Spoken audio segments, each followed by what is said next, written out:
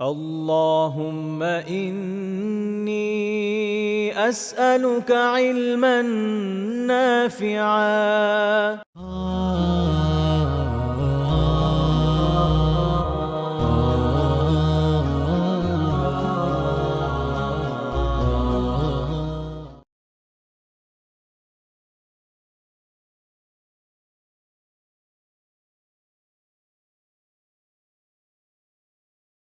السلام عليكم ورحمة الله وبركاته. إن الحمد لله والصلاة والسلام على رسول الله وعلى آله وصحبه ومن والاه أما بعد. أستعوذ بالله من الشيطان الرجيم. بسم الله الرحمن الرحيم. يرفع الله الذين آمنوا منكم والذين أوتوا العلم درجات. وقال النبي صلى الله تعالى عليه وسلم: اقرأوا القرآن فإنه يأتي يوم القيامة شفيعا لأصحابه، أو كما قال النبي عليه الصلاة والسلام. সমস্ত প্রশংসা আল্লাহ রাব্বুল আলামিনের জন্য, যিনি আমাদেরকে কোরআনের ক্লাসে উপস্থিত হওয়ার তৌফিক দিয়েছেন। এবং আল্লাহ রাব্বুল ইজ্জত কোরআনে পাক ইরশাদ করছেন, ঈমানদারদের মধ্যে যাদেরকে জ্ঞান দেওয়া হয়েছে তারা হলো একটা বিশেষ মর্যাদার অধিকারী। তারা হলো বিশেষ একটা মর্যাদার অধিকারী, যে মর্যাদাটা আল্লাহ শুধুমাত্র ঈমানদারদের মধ্যে জ্ঞানীদেরকে দিয়েছেন। যারা জ্ঞান আহরণ করে একমাত্র তাদেরকে আল্লাহ দিয়েছেন। এবং রাসূলুল্লাহ সাল্লাল্লাহু আলাইহি ওয়াসাল্লাম বলছেন যে ইকরাউল কোরআন, তোমরা কোরআন পড়তে থাকো, কোরআন তেলাওয়াত করতে থাকো। কারণ কি? কারণ ফাইন্নাহু ইয়াতি ইয়াউমাল কিয়ামাতি শাফিআন লিআসহাবিহি। কারণ এই কোরআন কিয়ামতের দিন যারা কোরআন এর আহাল তাদের জন্য সুপারিশ করবে। এই জন্য আমরা যারা কোরআনের ক্লাসে আজকে আসছি, কোরআন চর্চায় আমরা আছি, এটা আমাদের অনেক বড় একটা সৌভাগ্য। এবং আল্লাহ আমাদের পরকালে মর্যাদা উন্নীত করবেন, এটি একটি সিমটম, এটি একটি নিদর্শন ইনশাআল্লাহ। আমরা আমাদের আজকের যে লেসন অত্যন্ত গুরুত্বপূর্ণ একটি লেসন। আজকের এই লেসনে লেসন 24, এখানে আমরা আলোচনা করব কোরআনে বহুল আলোচিত 10 জন নবী ও রাসূল ও তাদের নামের কোরআনিক শব্দ ভান্ডার। অর্থাৎ কোরআনে নবী ও রাসূলদের যে নামগুলো উল্লেখ করা হয়েছে, এর মধ্যে আমরা সবচেয়ে বেশি যে নামগুলো কোরআনে আসছে, বারবার বারবার বারবার আসছে, ওই নামগুলো থেকে বাছাই করে আমরা 10 জন নবী এবং রাসূলের নাম আমরা আলাপ করব। এবং কোরআনে কোথায় কোথায় তাদের নামগুলো বলা আছে, কতবার বলা আছে, কয়টা সূরায় বলা আছে, সেগুলো আমরা দেখব। এবং অগ্রাধিকার ভিত্তিক 185 থেকে 225 পর্যন্ত মোট 40টা শব্দ আমরা আজকে দেখার চেষ্টা করব। যেহেতু আমাদের সামনে একটা রিভিশন ক্লাস আছে, এই জন্য আমরা আজকে আমাদের পুরাতন ক্লাসটা রিভিশন করছি না। আমরা প্রথমে চলে আসি প্রশ্নোত্তরে কোরআনে বহুল আলোচিত 10 জন নবী ও রাসূল ও তাদের নামের কোরআনিক শব্দ ভান্ডার। দেখুন, কোরআনে অনেক নবী এবং রাসূলের কথা বলা আছে, বিশেষত আলোচিত কোরআনে 25 জন নবী এবং রাসূলের কথা খুব ভালোভাবে উল্লেখ করা আছে। এই নবী এবং রাসূলদের মধ্য থেকে আমরা বাছাইকৃত মাত্র 10 জনের নাম এখানে নিয়ে এসেছি। নবী রাসূলদের সংখ্যার বিষয়ে কোন প্রসিদ্ধ গ্রন্থে কোনো এরকম হাদিস পাওয়া যায় না, যে কোনো কোনো হাদিসে বর্ণিত হয়েছে যে নবীগণের সংখ্যা 1,24,000। মোল্লা আলী কারি রাহিমাহুল্লাহ বলেন, বর্ণিত হয়েছে যে নবীগণের সংখ্যা 1,24,000। কোনো কোনো বর্ণনায় 2,24,000। তবে তাদের বিষয়ে কোনো সংখ্যা নির্ধারণ না করাই উত্তম। বরং জরুরি এই যে আল্লাহ যেভাবে বলেছেন সেভাবে সাধারণভাবে নবী রাসূলগণের উপর ঈমান আনা, ফেরেশতাদের সংখ্যা, কিতাব সমূহের সংখ্যা, নবীগণের সংখ্যা, রাসূলগণের সংখ্যা ইত্যাদি বিষয়ে মনোনিবেশটা না করাই উত্তম। আমরা আসলে সংখ্যা দিয়ে আমাদের খুব বেশি কোনো প্রয়োজন নাই। আমরা সংখ্যা দিয়ে কি করব? আমাদের জানা দরকার যে আমাদের কি জিনিসটা জানা বেশি দরকার, সেই জিনিসটাতে আমাদের একটু ফোকাস করার দরকার। সেই জিনিসটা কি? সেই ফোকাসের জায়গাটা হচ্ছে আমাদের তাদের প্রতি ঈমান আনা। কোরআনে 25 জন নবীর নাম উল্লেখ করা হয়েছে: আদম, ইদ্রিস, নূহ, হুদ, সালেহ, ইব্রাহিম, শুআইব, ইউনুস, দাউদ, সুলাইমান, লূত, ইসমাঈল, ইসহাক, ইয়াকুব, ইউসুফ, আইয়ুব, মুসা, হারুন, ইলিয়াস, ইলিয়াসা, যুলকিফল, জাকারিয়া, ইয়াহইয়া, ঈসা, মুহাম্মদ। আলাইহিমুস সালাতু ওয়াসসালাম। কোরআনে কারীমে এই যে উল্লিখিত নবী রাসূলগণকে আমরা নির্দিষ্টভাবে, আচ্ছা, কোরআনে কারীমে উল্লিখিত নবী রাসূলগণকে আমরা নির্দিষ্টভাবে আল্লাহর নবী হিসেবে বিশ্বাস করি। এটাই হচ্ছে আমাদের সবচেয়ে বড় কথা। এদের সবাইকে আমরা কিভাবে বিশ্বাস করি? এদের সবাইকে আমরা বিশ্বাস করি এবং তাদের কাউকে আমরা নির্দিষ্ট রূপে আল্লাহর মনোনীত নবী, কোরআন হাদিসে যাদেরকে নবী হিসেবে উল্লেখ করা হয়নি, তাদের কাউকে আমরা নির্দিষ্ট রূপে আল্লাহর নবী হিসেবে বলতে পারি না। এই ব্যাপারটা আমাদের কাছে ক্লিয়ার থাকা দরকার। কেন ব্যাপারটা আমাদের কাছে ক্লিয়ার থাকা দরকার? এটাই জন্য ক্লিয়ার থাকা দরকার, কোরআনে নবী হিসেবে উল্লেখ করা হয় নাই, কিন্তু আপনি নিজে যদি তাকে নবী হিসেবে উল্লেখ করেন তাহলে এটা একটা অন্যায়। হ্যাঁ, যাদেরকে কোরআনে সরাসরি নবী হিসেবে উল্লেখ করা হয় নাই তাদেরকে নবী হিসেবে বলা যাবে না। কোরআন হাদিসে যাদেরকে নবী হিসেবে উল্লেখ করা হয়নি তাদের কাউকে আমরা নির্দিষ্ট রূপে আল্লাহর মনোনীত নবী বলতে পারি না। অন্য কোনো মানুষের সম্পর্কে আমরা বলতে পারি না যে তিনি আল্লাহর নবী ছিলেন। তবে আমরা বিশ্বাস করি যে আল্লাহ যুগে যুগে আরো অনেক নবী রাসূল প্রেরণ করেছেন, যারা আল্লাহর মনোনীত প্রিয় পবিত্র নিষ্পাপ নিষ্কলুষ চরিত্রের অধিকারী বান্দা ছিলেন। তারা তাদের প্রতি প্রদত্ত দায়িত্ব পুরোপুরি তারা পালন করেছেন। ইবনে কাসির তাফসীর। তাহলে আমরা আজকে চমৎকার করে এখানে প্রশ্ন উত্তরের আলোকে আমরা একটা প্রশ্ন করব, এটা উত্তর দিব, প্রশ্ন করব উত্তর দিব। এটা হচ্ছে একটা ইউনিক পদ্ধতি। আমরা একটা প্রশ্ন করব উত্তর দিব, এই প্রশ্ন এবং উত্তরের ভিত্তিতে আমরা টোটাল আমাদের সামনে যে 10 জন নবী রাসূলের কথা আমরা আলাপ করবো সেগুলো আমরা ইনশাআল্লাহ আপনাদের সামনে তুলে ধরার চেষ্টা করব। তাহলে সর্বপ্রথম আমরা আমাদের এই লেসনে, আচ্ছা, ছোট্ট করে ক্লাসটা একটু শেয়ার দিয়ে দেই।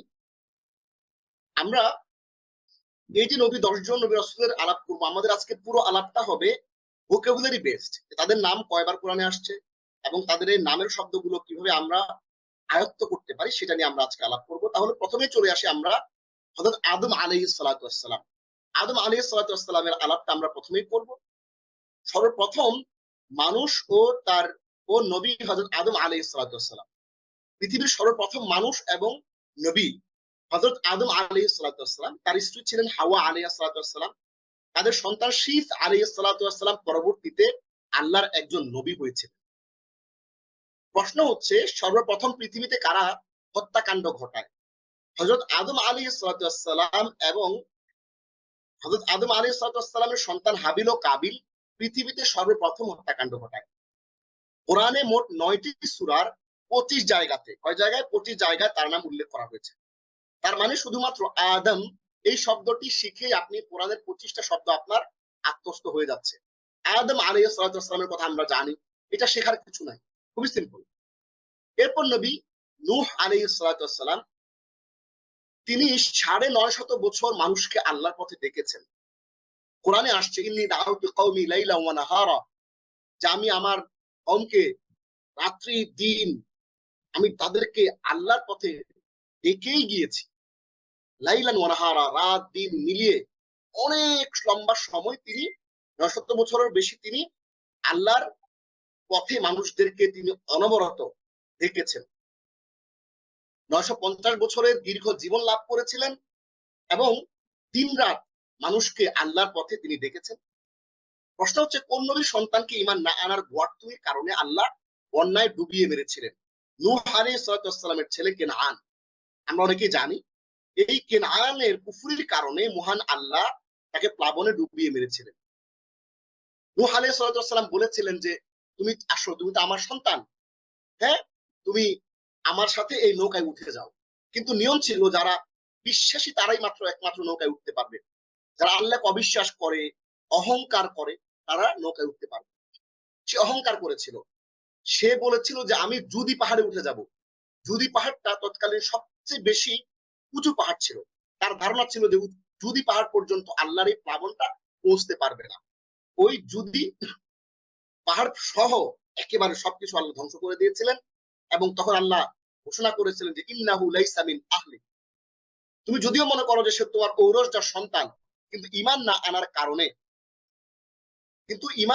কারণে কি হবে?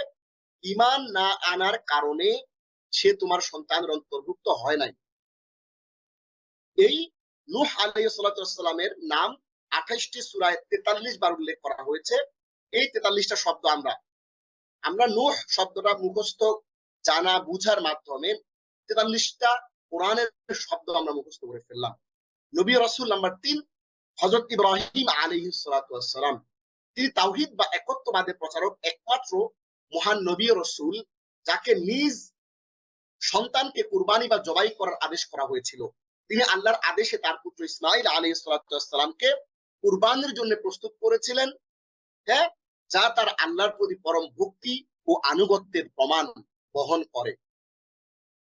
পৃথিবীতে একমাত্র ব্যক্তি যাকে নিজ সন্তানকে কুরবানি করার আদেশ করা হয়েছিল, হ্যাঁ, এবং সেই কুরবানির যেই রেপ্লিকেশন, সেই কুরবানির যেই আমরা যে কুরবানি করি, হ্যাঁ, জিলহজ মাসের 10 তারিখ, সেই কুরবানির ব্যাপারটা কিন্তু হযরত সাইয়েদনা ইব্রাহিম আলাইহিস সালাতু ওয়াস সালামের সন্তান ইসমাঈলকে কুরবানির যেই একটা আদেশ ছিল, সেখান থেকে কিন্তু আমরা সেটাকে একটা ঐতিহাসিক ভাবে আমরা পালন করি।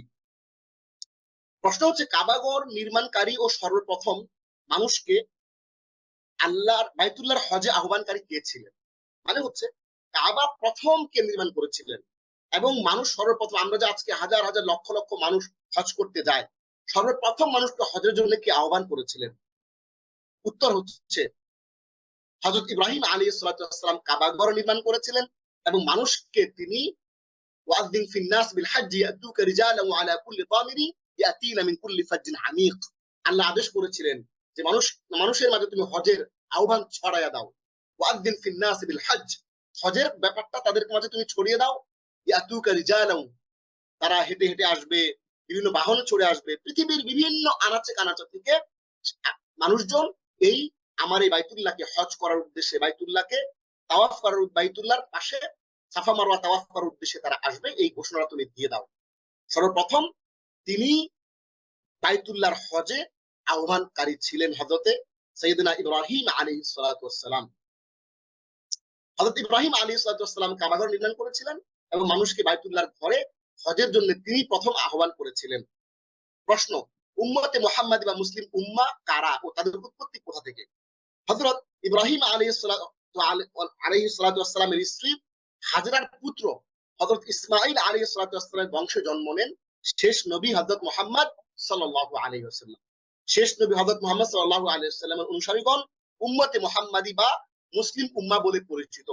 আমরা সবাই জানি যে সূরা আল্লাহ রাব্বুল আলামিন এই সূরা হজের মধ্যে তিনি বলছেন, মিল্লাত আবিকুম ইব্রাহিম হুয়া সাম্মাকুমুল মুসলিমিন, যে তোমাদের জাতির পিতা, মুসলিম জাতির পিতা হচ্ছে ইব্রাহিম আলাইহিস সালাতু ওয়াস সালাম, এবং তিনি তোমাদের পিতা হিসেবে তোমাদেরকে মুসলিম নামকরণ করেছেন। আমাদের মুসলিম নামকরণ করেছেন কে? ইব্রাহিম আলাইহিস সালাতু ওয়াস সালাম। মুসলিম জাতির জনককে ইব্রাহিম আলাইহিস সালাতু ওয়াস সালাম। শেষ নবী হযরত মুহাম্মদ সাল্লাল্লাহু আলাইহি ওয়াসাল্লামের অনুসারীদেরকে মুসলিম নাম দেন কে? ইব্রাহিম আলাইহিস সালাতু ওয়াস সালাম। কাকে? আবুল আম্বিয়া, অর্থাৎ নবীদের পিতা বলা হয় কাকে? নবীগণের পিতা ইব্রাহিম আলাইহিস সালাতু ওয়াস সালামকে নবীগণের পিতা বা আবুল আম্বিয়া বলে আখ্যায়িত করা হয়। ইব্রাহিম আলাইহিস সালাতু ওয়াস সালামের স্ত্রী সারা উম্মুল আম্বিয়া।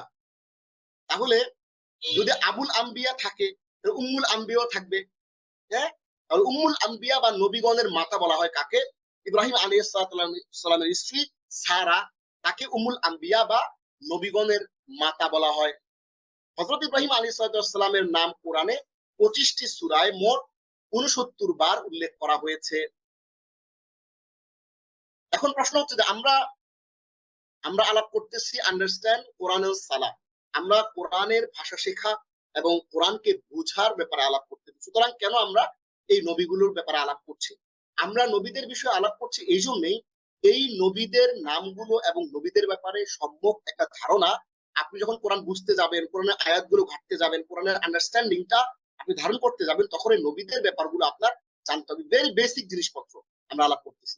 এবং দেখেন প্রত্যেকটা নবীর নাম, কারো নাম 70 বার, কারো নাম 80 বার, কারো নাম আরো কম বেশি আসছে। এই জন্য আমরা এই নামগুলো যখন জানবো, তাদের সম্পর্কে জানবো, আমরা কিন্তু তাদের সম্পর্কে জানার মাধ্যমে কোরআনের ওই শব্দগুলো কিন্তু আমাদের ক্যাপচার হয়ে যাচ্ছে। এটা কিন্তু আমাদের একটা লক্ষ্য। তাহলে আসেন আমরা আবার দেখি হযরত সাইয়েদনা ইসমাঈল আলাইহিস সালাতু ওয়াস সালাম।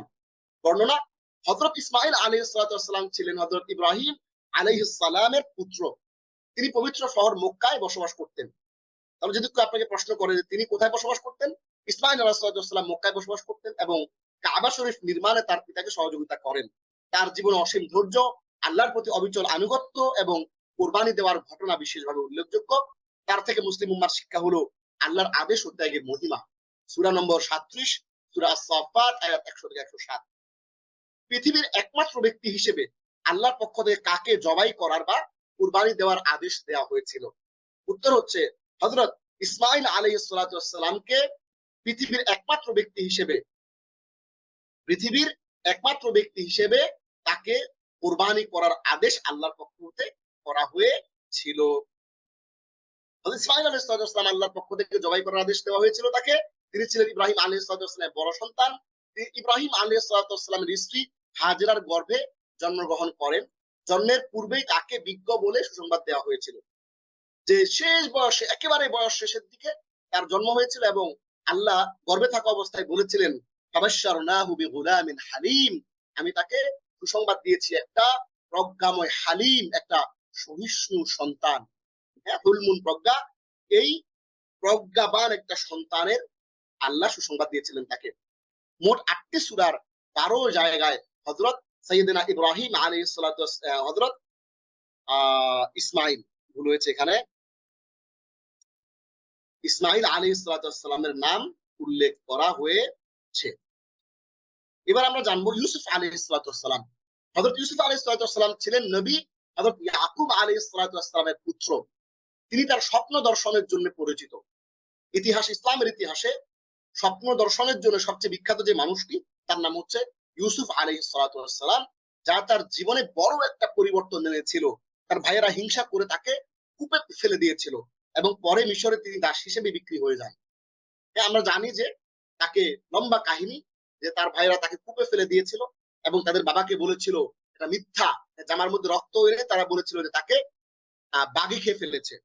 তখন তার বাবা বুঝতে পেরেছিলেন যে তারা আসলে ষড়যন্ত্র করেছে, তাকে বাঘ খায়নি। এইভাবে তাকে ওই কূপ থেকে একটা বাহিনী,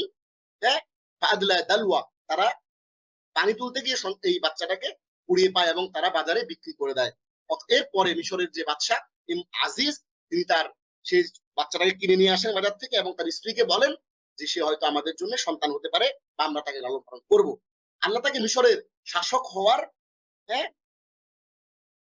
হওয়ার সম্মান ও পদমর্যাদা দান করেন। তিনি তার পরিবারকে পুনর্মিলিত করেন এবং তাদেরকে মিশরে আনার ব্যবস্থা করেন।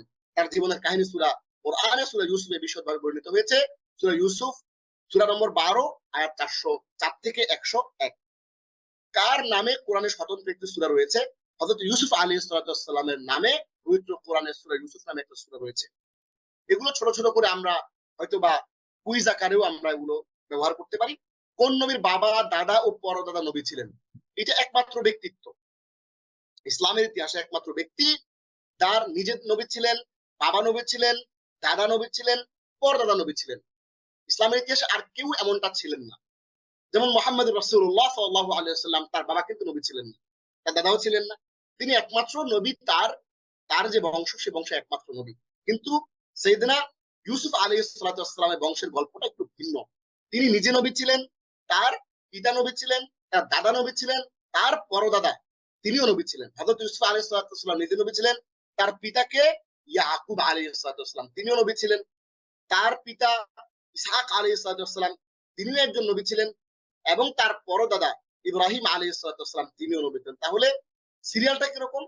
প্রথম হচ্ছে ইব্রাহিম, তারপরে ইসহাক, তারপরে ইয়াকুব, তারপরে ইউসুফ। এইভাবে হচ্ছে আমরা জিনিসটা বুঝতে পারি। 3টে সূরায় মোট 27 বার উল্লেখ হয়েছে তার নাম। তাহলে তার নাম কোরআনে আসে কয়বার? 27 বার উল্লেখ করা হয়েছে। এবার আমরা মুসা আলাইহিস সালামের নাম নিয়ে একটু আলাপ করি। হযরত মুসা আলাইহিস সালাম এমন একজন নবী, আপনি কোরআনে যদি পুরো কোরআনটা পড়েন, কোরআনে সবচেয়ে বেশি গল্প, সবচেয়ে বেশি বার যে নবীর নাম উল্লেখ হয়েছে তার নাম হচ্ছে মুসা আলাইহিস সালাম। হ্যাঁ, মুহাম্মদ সাল্লাল্লাহু আলাইহি ওয়াসাল্লামকে আদেশ করা হয়েছে অনেকগুলো আয়াতে। টোটাল 82টা সূরার মধ্যে রাসূলুল্লাহ সাল্লাল্লাহু আলাইহি ওয়াসাল্লামের নাম উল্লেখ করা আছে, কিন্তু গল্প আকারে এটা রাসূলকে আদেশ দিয়েছেন, নির্দেশ দিয়েছেন, দিক নির্দেশনা দিয়েছেন, কিন্তু গল্প বলার ক্ষেত্রে কোরআনে সবচেয়ে বেশি গল্প আসছে কার? মুসা আলাইহিস সালাতু ওয়াসসালামের। আমরা সেটা নিয়ে একটু কথা বলি। মুসা আলাইহিস সালাতু ওয়াসসালাম অত্যাচারী শাসক ফিরআউনের দরবারে বড় হন। আমরা জানি হ্যাঁ যে ভবিষ্যৎবাণী করেছিল একজন গণক যে এমন একজন ছেলে জন্ম নিবে যে তোমার রাজত্বকে ধ্বংস করবে। তখন যা হ্যাঁ ইউযাববিহুনা আবনাআহুম ওয়া ইস্তাহইউনা নিসাআহুম, তখন ফিরআউন তার ওই সময়ে যত ছেলে সন্তান জন্মগ্রহণ করতো সবাইকে হত্যা করে ফেলতো আর কন্যা সন্তানদেরকে জীবিত রাখতো। একটা নির্দিষ্ট সময় পরে সে কোনো ছেলে সন্তানকে জন্মগ্রহণ করতে দেয় নাই। কিন্তু মুসা আলাইহিস সালাতু ওয়াসসালাম জন্মের পরে আল্লাহ তাকে আউহাইনা ইলা উম্মি মুসা, হ্যাঁ মুসা আলাইহিস সালাতু ওয়াসসালাম মায়ের কাছে আল্লাহ আদেশ পাঠালেন, হ্যাঁ ওহী পাঠালেন, আদেশ পাঠালেন যে তুমি তাকে নদীতে ভাসায়া দাও। এরপরে তাকে বলে আন আরদিহি, তাকে তুমি দুধ পান করাও। এরপরে মুসা আলাইহিস সালাতু ওয়াসসালাম তার সবচেয়ে বড় শত্রু অত্যাচারী শাসক ফিরআউনের দরবারে বড় হন এবং আল্লাহর পক্ষ থেকে নবুয়ত লাভ করেন। তিনি ফিরআউনের অত্যাচার থেকে বনি ইসরাইলকে মুক্তি দিতে প্রেরিত হন। আল্লাহ তাকে বহু অলৌকিক ক্ষমতা দান করেছিলেন, যেমন লাঠি দিয়ে সাপ তৈরি করা এবং সমুদ্র বিভাজন। হ্যাঁ যখন তিনি কিপ্তি, তার যে বংশ ছিল সে কিপ্তি বংশকে নিয়ে যখন তিনি নদী পার হয়ে চলে যাচ্ছিলেন, ফিরআউন তখন পেছন দিয়ে ধাওয়া করে। সেই ধাওয়া করার সময় আল্লাহ ওই সমুদ্রকে বিভাজিত করে দেন। ইদরিব বিআসাকাল হাজার ফানফাজারাত মিনহু ইসনাতা আশারাতা আইনা, তারা পানি পান করবে। এখন ওই কিপ্তি বংশের মধ্যে 12টা উপদল ছিল, সে উপদলের 12টা হ্যাঁ পানির নহর প্রবাহিত হয় পাথর থেকে। তারা 12টা বাহিনী, 12টা উপদল ওইখান থেকে পানি পান করে। এবং ওই ইদরিব বিআসাকাল বাহর, আল্লাহ বললেন যে এই সমুদ্র দিয়ে তুমি পারবা কিভাবে? তাইলে তুমি লাঠি দিয়ে জোরে আঘাত করো, তুমি অনেক জোরে একটা লাঠি দিয়ে তুমি এই তোমার যে লাঠিটা আছে মুসার লাঠি, তোমার হাতের লাঠিটা দিয়ে তুমি সমুদ্রে আঘাত করো। ফানফালাকা ফাকানা কুল্লু ফিরকিন কাত্তাউদিল আযীম, সমুদ্র বিভাজিত হয়ে গেল, পানিগুলো সরে গেল। তখন প্রত্যেকটা দল যে 12টা দল তারা তাদের মতো করে ওই নদী নীল নদ পার হয়ে গেল। এরপরে আবার যখন ফিরআউনের বাহিনী ওখানে ঢুকলো, সাথে সাথে পানি চলে আসলো। আপনারা হয়তো কেউ কেউ জিনিসটা ভাবতে পারছেন, কল্পনা করতে পারছেন। সো এই যে জিনিসটা, এটা আল্লাহ এখানে সূরা 7 আরাফ আয়াত নম্বর 103 থেকে 162 এইখানে বিষয়গুলো বলা আছে। কোরআনে তার জীবন, শিক্ষা এবং প্রচেষ্টার কাহিনী বিশদভাবে বর্ণিত হয়েছে। কোন নবী শত্রুর বাড়িতে লালিত পালিত হয়েছিলেন? হযরত সাইয়েদনা মুসা আলাইহিস সালাম শত্রুর বাড়িতে লালিত পালিত হয়েছিলেন। জন্মের পর মুসা আলাইহিস সালামকে তার মা বাক্সে ভরে নীল নদে ভাসিয়ে দেন। আল্লাহর কুদরত হিসেবে পরে তিনি জালেম বাদশা ফিরআউনের বাড়িতে লালিত পালিত হন। পবিত্র কোরআনে সবচেয়ে বেশি বার কোন নবীর নাম উল্লেখ করা আছে? খেয়াল করেন, কোরআনে সবচেয়ে বেশি বার সাইয়েদনা মুসা আলাইহিস সালামের নাম উল্লেখ করা হয়েছে এবং হযরত মুসা আলাইহিস সালামের নাম 34টি সূরায় 137 বার আলোচিত হয়েছে। কিন্তু সবচেয়ে মজার বিষয় হচ্ছে মুহাম্মদুর রাসূলুল্লাহ সাল্লাল্লাহু আলাইহি ওয়াসাল্লাম, যাকে নবী রাসূলদের মধ্যে সর্বশ্রেষ্ঠ নবী এবং রাসূল বানানো হয়েছে এবং যাকে আল্লাহ সবচেয়ে বেশি ভালোবাসেন, তার আলোচনা, তার কথা আসছে 82টা সূরায়, মোট অনেকগুলো আয়াতের মধ্যে। আমরা সেটার দিকে একটু পরে যাচ্ছি, স্টেপ বাই স্টেপ আমরা সেটা নিয়ে আলাপ করবো ইনশাআল্লাহ। তাহলে আমরা জানলাম যে পবিত্র কোরআনে সবচেয়ে বেশি যে নবীর নাম উল্লেখ করা হয়েছে সেই নবীর নাম হচ্ছে মুসা আলাইহিস সালাম। মোট 34টি সূরায় 137 বার তার নাম আলোচিত হয়েছে।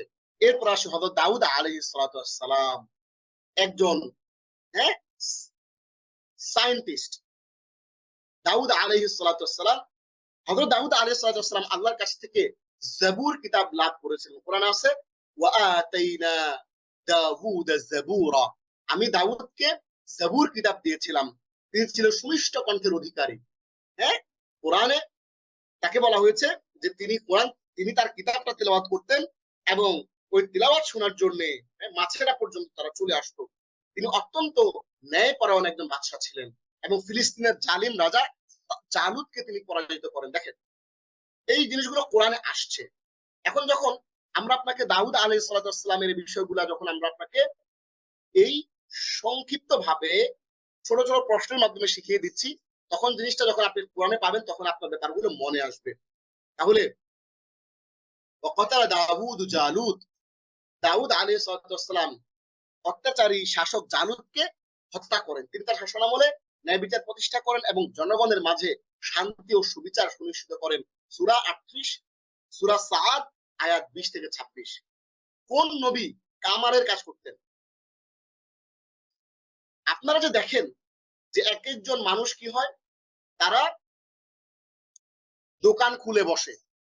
এক একজন পীর সাহেবদের কি পরিমাণে টাকা পয়সা।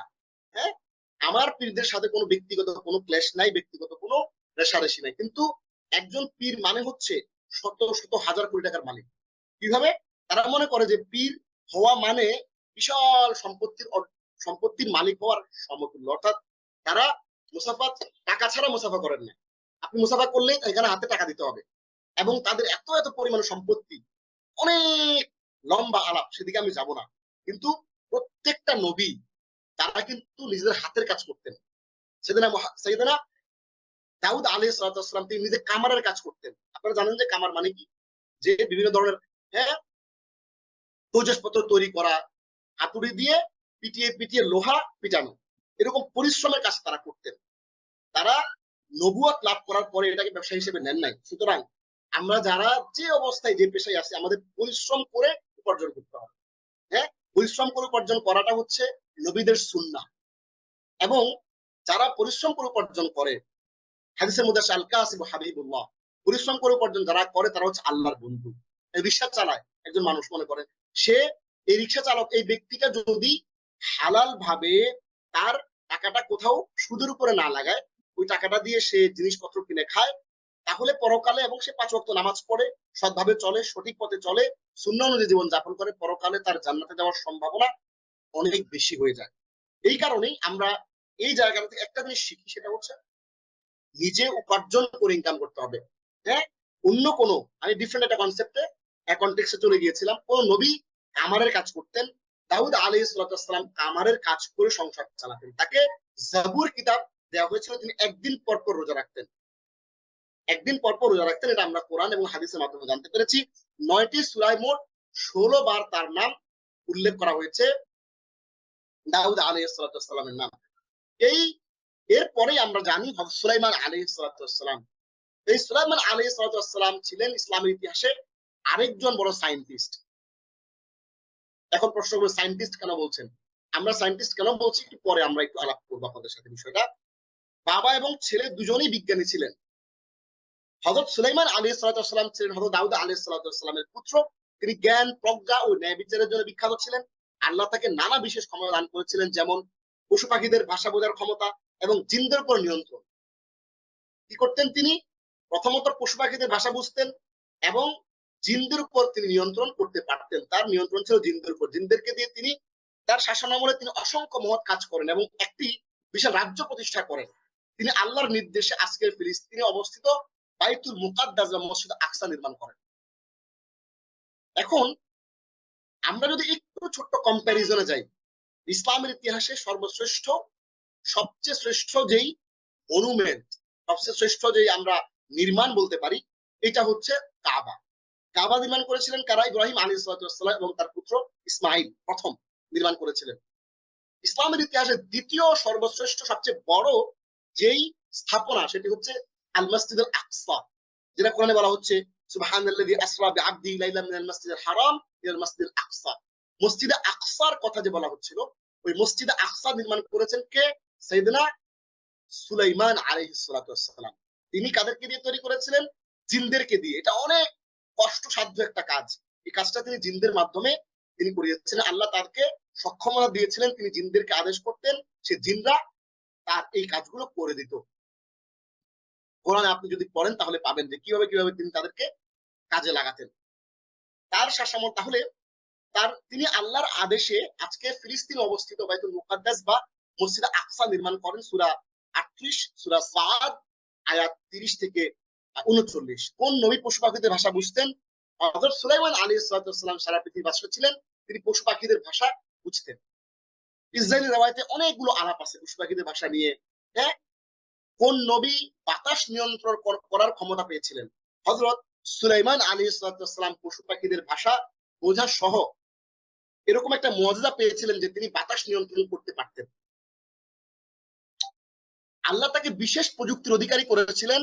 তার কাছে তামা গলিয়ে যে কোনো মেকানিক্যাল টুলস তৈরি করার প্রযুক্তি তাকে দেওয়া হয়েছিল। খেয়াল করেন, আজকের দিনে আমরা পারমাণবিক বোমার কথা শুনি, হ্যাঁ, আমরা আজকের দিনে বিভিন্ন রকমের মারণাস্ত্রের কথা শুনি। ওই সময়ে আসাল্না লাহু আইনাল কিতর, হ্যাঁ, সুলাইমান আলাইহিস সালাম যে কোনো ধরনের ধাতু গলাতে পারতেন। এখন আপনি প্রশ্ন করবেন যে ধাতু গলাতেন কিভাবে? ধরলে গলে যেত? বিভিন্ন রকমের তাফসীরের মধ্যে বিভিন্ন বক্তব্য আছে। আমাদের আন্ডারস্ট্যান্ডিংটা হচ্ছে তার কাছে প্রযুক্তিটা ছিল, এবং বলা হয়েছিল যে গুদুবুহা শাহরুন ওয়া রাওয়াহুহা শাহর, যে তিনি এক সকালে এক মাসের রাস্তা পাড়ি দিতে পারতেন, এবং এক সন্ধ্যায় এক মাসের রাস্তা পাড়িয়ে দিতে পারতেন। তার মানে উনি, বলা হয়েছে তাফসীরের মধ্যে, যে উনি বাতাসের উপর বসতেন, বাতাস তাকে নিয়ে যেত। বিষয়টা আমরা অন্যভাবে যদি চিন্তা করি, তার কাছে হয়তো এমন কোন প্রযুক্তি ছিল যে প্রযুক্তির বলে তিনি এমন কোন যান হয়তো তৈরি করেছিলেন, যে যানের মাধ্যমে তিনি কিন্তু এত দ্রুত ভ্রমণ করতে পারতেন, হইতেও পারে। পবিত্র কোরআন 34 নম্বর সূরা সাবার 12 নম্বর আয়াতে এই বিষয়টি নিয়ে বিস্তর গবেষণা করার সুযোগ রয়েছে। উক্ত আয়াতে আল্লাহ ইরশাদ করছেন, আমি বাতাসকে সুলাইমানের অধীন করেছিলাম, হ্যাঁ, তার সকালের ভ্রমণ 1 মাসের পথ ছিল এবং সন্ধ্যার ভ্রমণও 1 মাসের পথ ছিল। অর্থাৎ তিনি সকালবেলা যে ভ্রমণ করতেন 1 মাসের পথ, মানে আপনি আমি এখন যে 1 মাস পাড়ি দেই, এই 1 মাস পাড়ি, অর্থাৎ আপনি বাসে যান, বিমানে যান, ওই আমাদের যেই 1 মাসের পথ তিনি মাত্র এক সকালে পাড়ি দিতেন, এবং আমাদের 1 মাসের পথ তিনি এক সন্ধ্যায় পাড়ি দিতেন। আমি তার জন্য গলিত তামার এক ঝর্ণা প্রবাহিত করেছিলাম। আল্লাহর অনুমতি ক্রমে কিছু সংখ্যক জিন তার সম্মুখে কাজ করত। জিনরা তাকে অনেক ভয় পাইতো, তিনি যা বলতেন তাই তারা করত। ওদের মধ্যে যারা আমার নির্দেশ অমান্য করে, তাদেরকে আমি জ্বলন্ত অগ্নির শাস্তি আস্বাদন করাবো। মানে এই জিনদের মধ্যে কিছু ছিল ওই নবীর কথা, সুলাইমান আলাইহিস সালামের কথা শুনতেন না, তাদের জন্য শাস্তি রয়েছে পরকালে। তো এইখানে আমরা ছোট্ট একটা হিন্টস আপনাদেরকে দিতে চাই, প্রশ্ন করতে চাই। আপনার এই প্রশ্নটা নিয়ে একটু ভাববেন, হ্যাঁ, প্রশ্নটা একটু ভাববেন। এইটা আমি কোনো ভার্ডিক্ট দিচ্ছি না, কোনো একটা চিন্তার খোরাক। দেখেন, কোরআনে আসছে যে সুবহানাল্লাযী আসরা বিআবদিহি লাইলাম মিনাল মাসজিদিল হারামি ইলাল মাসজিদিল আকসা, আল্লাহ ঊর্ধ্ব জগতে নিয়ে যাওয়ার জন্য ইসরা, যেটাকে আমরা মিরাজ বলি, মিরাজের জন্য আল্লাহ চাইলে কিন্তু রাসূলুল্লাহ সাল্লাল্লাহু আলাইহি ওয়াসাল্লামকে কাবা থেকে, মসজিদ হারাম থেকেই নিয়ে যেতে পারতেন। মসজিদ হারাম থেকে কেন তাকে সুলাইমান আলাইহিস সালামের ওই ভূমিতে নিয়ে গেলেন? হ্যাঁ, ওই ভূমিতে নিয়ে গিয়ে ওইখান থেকে তাকে মুভ করাইলেন। এমনও হইতে পারে যে ওইখানে এমন কোন যান ছিল, ওইখানে এমন কোন ব্যবস্থাপনা ছিল, যে ব্যবস্থাপনা এটা কাবাতে হারামের কাছাকাছি ছিল না। এটা আমাদের একটা প্রশ্ন, চিন্তা করতে পারেন। এটা চিন্তা করা হারাম না, চিন্তাটা আল্লাহ দেয়, চিন্তা আপনি করতে পারেন। অথবা ওই সময়ে সুলাইমান আলাইহিস সালামের স্টাডি করলে আপনি দেখবেন যে ওই সময়ে জাদুবিদ্যা, ওই সময়ের প্রযুক্তি আমাদের এখনকার সময়ের চেয়েও অনেক গুণ বেশি ছিল। অনেক মুফাসসিরের বিষয়ে একটু হিন্টস দিয়ে গিয়েছে। আমরা অনেকগুলো তাফসীরের মধ্যে বিষয়গুলো কিছু কিছু হিন্টস আমরা পাই, আবার কোনো কোনো তাফসীর কারো একরকম তারা বলে চলে গিয়েছেন। তাহলে আমরা কিন্তু এই বিষয়টা নিয়ে ভাবতে পারি যে দাউদ আলাইহিস সালাম এবং সুলাইমান আলাইহিস সালাম যে প্রযুক্তি অধিকারী ছিলেন, সেটা কি ছিল, সে প্রযুক্তিটা কি ছিল, এবং তিনি যে এক সকালে, আমাদের এক সকালে যে 1 মাসের রাস্তা পাড়ি দিতেন, কিভাবে দিতেন, এবং তার কাছে যে তামা, এই যে এখানে যে বলা হয়েছে আয়াতের মধ্যে আপনারা দেখতে পাচ্ছেন যে কি ছিল, আয়াতের মধ্যে যে বলা হয়েছে যে তামার গলিত এক ঝর্ণা প্রবাহিত করেছিলাম। ব্যাপারটা কি এমন একটা ঝর্ণা ছিল, সে ঝর্ণা দিয়ে তামা শুধু বেরিয়ে আসতো, এরকম ছিল না। অন্য কোনো প্রযুক্তি ছিল, যে একখান দিয়ে কি করতেন, তিনি কোন একটা কেমিক্যাল ইউজ করতেন, একখান দিয়ে একটা ধাতু ঢুকাইতেন, আর একখান দিয়ে তামা গলে গলে বের হইতো। এমনও তো হইতে পারে, আল্লাহই ভালো জানেন। 7টি সূরায় মোট 17 বার সুলাইমান আলাইহিস সালামের কথা উল্লেখ হয়েছে। এবার আমরা নবম নবী এবং রাসূল হযরত ঈসা আলাইহিস সালাম, হযরত ঈসা আলাইহিস সালাম যিশু, খ্রিস্ট ধর্মে যিশু হিসেবে পরিচিত। তিনি ছিলেন হযরত মারিয়াম আলাইহিস সালামের পুত্র, যিনি অলৌকিকভাবে পিতাবিহীন জন্মগ্রহণ করেন। আল্লাহ তার মধ্যে একটা ফুঁক দিয়ে দিয়েছেন জিবরিল আমিনের মাধ্যমে। এর মাধ্যমে তিনি সন্তান লাভ করেন, তিনি আল্লাহর প্রেরিত ওহীর মাধ্যমে নবুয়ত লাভ করেন এবং বনী ইসরাঈলের প্রতি আল্লাহর বাণী প্রচার করেন। ঈসা আলাইহিস সালাম অনেক অলৌকিক ক্ষমতা প্রদর্শন করেন, যেমন মৃতদেরকে জীবিত করা। তিনি আল্লাহর আদেশে মৃতদেরকে জীবিত করতে পারতেন এবং জন্মান্ধ যারা জন্ম থেকে অন্ধ তাদের দৃষ্টি তিনি ফিরিয়ে আনতে পারতেন। চোখের উপর হাত বুলাতেন, এরকম করে চোখের উপর হাত বুলানোর সাথে সাথে কি হতো, সে চোখটা ভালো হয়ে যেত। তিনি তার বুকের নিচে হাত তুলতেন, হাত বের করলে এখান দিয়ে আলোর স্ফুলিঙ্গ বের হতো, আলো বিচ্ছুরিত হতো। আল্লাহ তাকে বিভিন্ন রকমের মুআজিজা দিয়ে এই পৃথিবীতে পাঠিয়েছিলেন। তাকে পুনরুত্থানের জন্য জীবিত আকাশে উঠিয়ে নেওয়া হয়েছিল। খ্রিস্টানরা মনে করে যে তারা তাকে হত্যা করেছিল, কিন্তু না, আল্লাহ বলেছেন ওমা কাতালুহু ওমা সালাবুহু, তারা তাকে হত্যা করতে পারে নাই। ওমা সালাবুহু, তারা তাকে শুলিতেও চুলাইতে পারে নাই। ওয়ালাকিন শুব্বিহা লাহুম, বরঞ্চ তাদেরকে সাদৃশ্যপূর্ণ করে দেওয়া হয়েছে। অর্থাৎ হুবহু দেখতে একজন মানুষ ছিলেন, ঈসা আলাইহিস সালামের মতো দেখতে। এবং এখানে অনেকগুলো বক্তব্য আছে এই বিষয়ে, আমরা সেদিকে যাচ্ছি না। তারা তাকে শুলিতে চড়িয়েছিল। কোন নবী একমাত্র পৃথিবীতে নবী বাবাহীন অলৌকিক ভাবে জন্মগ্রহণ করেছিলেন, একমাত্র পৃথিবীর মানুষ এবং একমাত্র নবী। যে কারণে ঈসা আলাইহিস সালাম ব্যতিক্রম, তা হলো তার বাবাহীন অলৌকিক জন্মগ্রহণ। তিনি বনী ইসরাইলের সম্প্রদায়ের সর্বশেষ নবী ছিলেন। তার আরেক নাম মেসিহ। মোট 11টি সূরায় মোট 25 বার, কয়বার? 25 বার। তাহলে ঈসা ইবনে মারইয়াম, মারিয়ামের পুত্র ঈসা, এই শব্দটা কোরআনে আসছে কয়বার? 25 বার। মজার বিষয় হচ্ছে এই শব্দটা আপনি ঈসা এই শব্দটা জানলেন মানে কোরআনের ৭৮,০০০ শব্দের মধ্যে 25টা শব্দ আপনার জানা হয়ে গেল। তার মানে কোরআনটা বোঝাটা আল্লাহ কত সহজ করেছেন। এবার আমাদের সর্বশ্রেষ্ঠ ও সর্বশেষ নবী ও রাসূল মুহাম্মদুর রাসূলুল্লাহ, আমরা সবাই বলি সাল্লাল্লাহু আলাইহি ওয়াসাল্লাম। তার কথা, সর্বশ্রেষ্ঠ ও সর্বশেষ নবী, আল্লাহর কাছে যিনি সবচেয়ে প্রিয় এই পৃথিবীর, মুহাম্মদুর রাসূলুল্লাহ সাল্লাল্লাহু আলাইহি ওয়াসাল্লাম। দেখেন, আল্লাহর কাছে সবচেয়ে যিনি প্রিয়, সেই ব্যক্তিটা যদি আপনার কাছে সবচেয়ে বেশি প্রিয় হয়, তাহলে আপনিও কিন্তু অ্যাজ ইট ইজ আল্লাহর কাছে সবচেয়ে বেশি প্রিয় হবে। আপনার এই পৃথিবীতে আপনি একজনকে অনেক বেশি ভালোবাসেন, আপনার স্ত্রী, আপনার সন্তান, অথবা আপনার কোনো একজন বন্ধু, আপনি একজনকে খুব বেশি, প্রাণের চেয়েও বেশি ভালোবাসেন। সেটা যদি হয় মুহাম্মদুর রাসূলুল্লাহ সাল্লাল্লাহু আলাইহি ওয়াসাল্লাম। হাদিসের মধ্যে আসছে, ওয়াল্লাহ, খোদার কসম করে বলছি, লা ইউমিনু আহাদুকুম, তোমাদের কারো ঈমানই পরিপূর্ণ হবে না, হাত্তা আকুনা হাব্বা ইলাইহি মিন ওয়ালিদিহি ওয়া ওয়ালাদিহি ওয়ান নাসি আজমাইন, যতক্ষণ না পর্যন্ত আমি তার কাছে, তার পিতা, তার সন্তান, সকল মানুষ থেকে আমি তার কাছে সবচেয়ে বেশি প্রিয় না হই। তার মানে হচ্ছে আপনাকে এবং আমাকে, আমাদের পৃথিবীতে সবচেয়ে বেশি ভালোবাসতে হবে কাকে? মুহাম্মদুর রাসূলুল্লাহ সাল্লাল্লাহু আলাইহি ওয়াসাল্লামকে। কোনো অপশন নাই, আমাদের কাছে কোনো অপশন নাই। 4টি জায়গায়, মোট 4টি সূরায় 4 জায়গায় তার নাম উল্লেখ করা হয়েছে মুহাম্মদ। একই স্থানে বলা হয়েছে আহমদ, এক স্থানে আহমদ এবং 4 স্থানে মুহাম্মদ। অন্য স্থানে তার গুণবাচক নাম উল্লেখ করা হয়েছে, অথবা আইয়ুহান নবিয়্যু কিংবা ইয়া আইয়ুহার রাসূল বলে সম্বোধন করা হয়েছে। এটি তার সম্মান ও মর্যাদা পরিচয় গ্রহণ করে। এইবার আমরা এইখান থেকে, এটা আপনাদেরকে আমরা নোট হিসেবে দিয়েছি, এটা আপনারা একটু পড়ে নিয়েন। এখানে মুসা আলাইহিস সালাম নাম আছে এবং কোরআনের কোন আয়াতে উল্লেখ আছে এবং কতবার কতটা সূরাতে আছে। এখানে আমরা এরকম মুসা, সুহুফি ইব্রাহিম ওয়া মুসা, ইব্রাহিম ও মুসার সহিফা সমূহে, ইব্রাহিম সুহুফি সেম আয়াত, ওয়া লাকাদ আরসালনা নূহান ইলা কওমিহি, এবং আমরা নূহকে তার সম্প্রদায়ের কাছে প্রেরণ করেছি। আগে তো আপনারা শুধু প্রশ্ন উত্তরের ভিত্তিতে দেখেছেন নবীদের বিষয়টা। এবার আমরা এখানে কি করেছি? এবার আমরা এখানে 10 জন নবীর নাম নিয়ে এসেছি, তাদের নাম কোন সূরায় কোন আয়াতে আসছে সে আয়াতটা আমরা নিয়ে এসেছি। ইয ক্বালা ইউসুফু লিআবিহি ইয়া আবাতি ইন্নী রাআইতু, যখন ইউসুফ তার পিতাকে বললেন, আমার পিতা, আমি স্বপ্নে দেখেছি।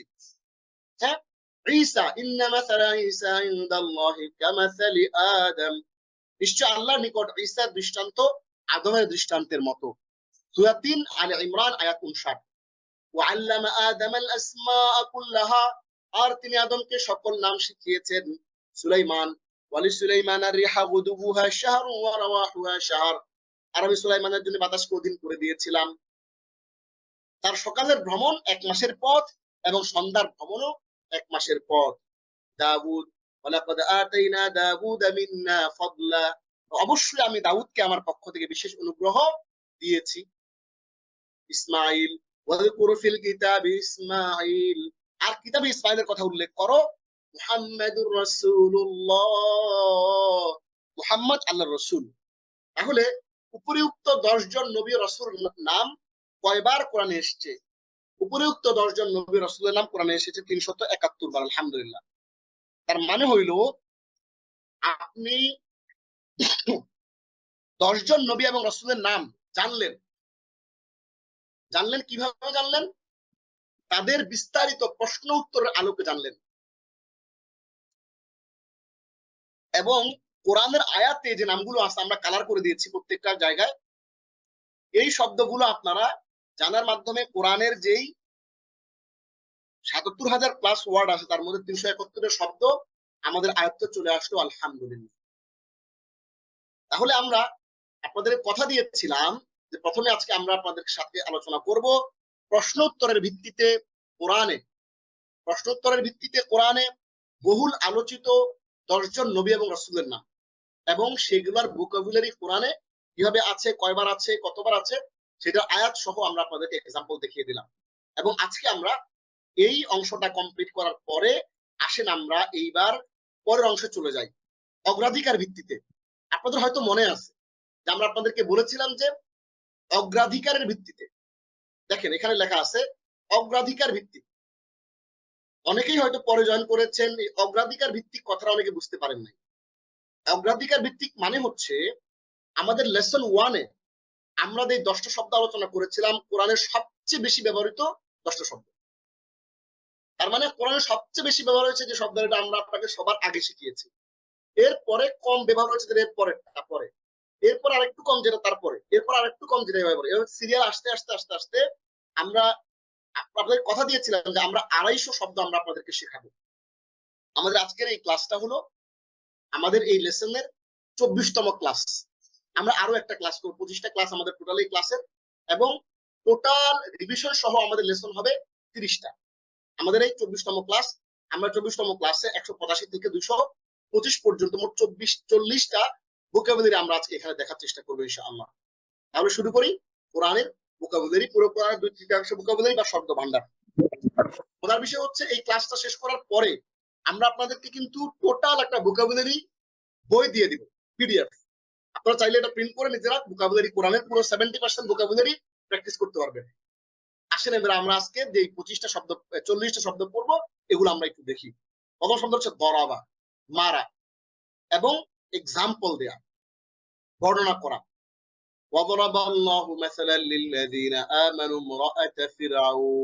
আর যারা ঈমান আনে তাদের জন্য আল্লাহ ফিরআউনের স্ত্রী উদাহরণ পেশ করেন। তার মানে হচ্ছে ধরুন আপনার স্বামী একজন খুব খারাপ মানুষ, আল্লাহ না করুক মদ খায়, জুয়া খেলে, পরকিয়া করে, বিভিন্ন খারাপ জায়গায় যায়, অন্যায় করে, 5 ওয়াক্ত সালাত আদায় করে না। আপনার স্বামী অনেক খারাপ মানুষ, অথবা আপনার পরিবারের কেউ একজন। আল্লাহ বলতেছে যে এই খারাপ মানুষগুলোর ফ্যামিলিতেও স্ত্রী হিসেবে ভালো কোনো নারী থাকতে পারে। আপনি বারবার দাওয়াত দিচ্ছেন, বারবার তাকে বুঝাচ্ছেন, কোনোভাবেই কোনো কিছু কাজ করতেছে না, কোনোভাবেই কাজ হয় না। আপনি বারবার বারবার বলার পরেও তার মধ্যে কোনো পরিবর্তন আসে না, কোনো চেঞ্জ হয় না। তো আল্লাহ বলতেছে, এক্সাম্পল আল্লাহ কিসের দিচ্ছেন? আল্লাহ এক্সাম্পল দিচ্ছেন হলো ফিরআউনের স্ত্রীর। ফিরআউনের স্ত্রী ছিল সতীসাধ্যী, একজন নারী, সতীসাধ্যী একজন মহিলা। আল্লাহ এক্সাম্পল দিচ্ছেন যারা ঈমান আনে তাদের জন্য আল্লাহ ফিরআউনের স্ত্রী উদাহরণ পেশ করছেন। এই দরবা শব্দটাকে আপনি যদি আরেকটা এক্সাম্পল দেন, ঘুরে বেড়ানো বর্ণনা, মানে ওয়াদরিবু ফিল আরদ, এটার সাথে আপনি যদি ফি যুক্ত করেন তাহলে ঘুরে বেড়ানো। আমরা দরবা শব্দটাকে একটু দেখি। দরবা সে মেরেছে, দরাবু তারা মেরেছে, দরাবটা তুমি মেরেছো, দরাবতুম তোমরা মেরেছো, দরাব আমি মেরেছি, দরাব না আমরা মেরেছি। ইয়াদরিবু সে মারে, মারবে, ইয়াদরিবু না তারা মারে, মারবো। তাদরিবু তুমি মারো, মারবে, তাদরিবু না তোমরা মারো, মারবে। আদরিবু আমি মারি, মারবো। নাদরিবু আমরা মারি, মারবো। ইদরিব তুমি মারো, ইদরিবু তোমরা মারো। রিজকুন, রিজকুন মানে হচ্ছে রিজিক। ওয়া আম্মা ইযা মাবতালাহু ফাকাদার আলাইহি রিজকু ফায়াকুলু রাব্বি আহানান। রিজক মানে রিজিক, আর এটা কোরআনে আসছে 55 বার। আগে যে শব্দটা আমরা পড়লাম দরাবা, ওইটা আসছে 55 বার কোরআনে। আর যখন তিনি তাকে পরীক্ষা করেন এবং তার উপর তার রিজিককে সংকুচিত করে দেন, তখন সে বলে আমাকে অপমানিত করেছে। হ্যাঁ, দেখেন, আল্লাহ মানুষকে রিজিক সংকোচন করার মাধ্যমে পরীক্ষা করেন। এই পরীক্ষাটা আমরা মাঝে মাঝে বুঝতে পারি না। আমরা যখন পরীক্ষাটা বুঝতে পারি না, আল্লাহ কি করেন? আপনাকে অনেক ভালো একটা চাকরি দেন, আল্লাহ আপনাকে অনেক ভালো একটা থাকার জায়গা দেন, আল্লাহ আপনাকে অনেক সম্পত্তি দান করেন। তো আমরা তখন কি করি? আমরা টাকা পয়সা পাইলে আমরা অহংকার করা শুরু করি, বোধহয় আমি আমার যোগ্যতা এগুলো পেয়েছি। আল্লাহ বলতেছে যে আমি যখন ওয়াইদা মাসসাহু খায়রু মানুহা, যখন তার অনেক টাকা পয়সা হয় তখন সে কৃপণ হয়ে যায়, মানুষকে দেয় না, বিভিন্ন রকমের কথাবার্তা বলা শুরু করে।